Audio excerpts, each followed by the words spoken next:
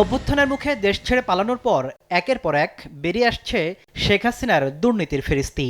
ইতোমধ্যে পূর্বাচলে প্লট জালিয়াতির ঘটনায় চার্জশিট দাখিলের পর গ্রেফতারি পরোয়ানা জারি করেন আদালত।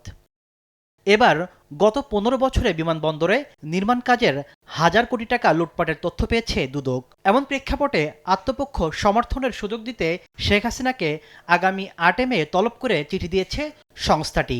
বিগত ১৫ বছরে দেশের বিভিন্ন বিমানবন্দরের উন্নয়ন কাজের নামে হাজার হাজার কোটি টাকা লুটপাট ও আত্মসাতের অভিযোগে সাবেক প্রধানমন্ত্রী শেখ হাসিনা দুদকে হাজির হওয়ার অনুরোধ জানিয়ে পত্র প্রেরণ করা হয়েছে।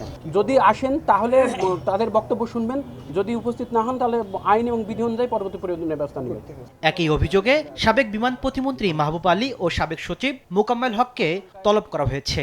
সুষ্ঠু অনুসন্ধানের স্বার্থে তাদের বক্তব্য শ্রবণ ও গ্রহণ করা প্রয়োজন মনে করে অনুসন্ধানকারী টিম তাদের আগামীকাল হাজির হওয়ার জন্য পত্র প্রেরণ করেছেন। গেল জানুয়ারিতে ৩টি আন্তর্জাতিক বিমানবন্দরের উন্নয়ন প্রকল্পের প্রায় ৯০০ কোটি টাকা আত্মসাতের অভিযোগে শেখ হাসিনার সাবেক সামরিক উপদেষ্টা তারেক সিদ্দিকী সহ ১৯ জনকে আসামি করে ৪টি মামলা করে দুদক। এদিন ১,০৮৪ কোটি টাকা সরকারি সার আত্মসাতের ঘটনায় নরসিংদী ২ আসনের সাবেক এমপি কামরুল আশরাফ খান পটন সহ ৫ জনের বিরুদ্ধে মামলা করেছে দুর্নীতি দমন কমিশন। তাসলিম তৌহিদ, সময় সংবাদ, ঢাকা।